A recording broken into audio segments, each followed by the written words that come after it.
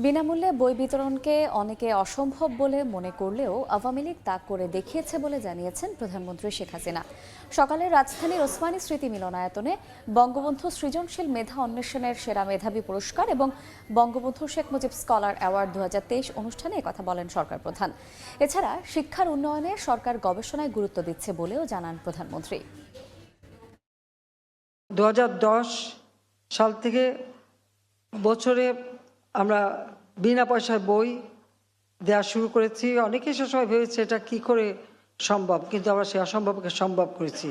সেই 2010 থেকে 2024 এ পর্যন্ত 464,74,29,883 কপি পাঠ্যপুস্তক বিনামূল্যে আমরা বিতরণ করেছি।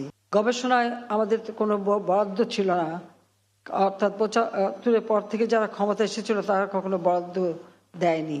আমরা প্রথম বাজেট আমরা দিয়েছিলাম খুব অল্প সময়ের মধ্যে, তখনই আমরা বাজেটে টাকা দিয়ে দিই গবেষণার উপর।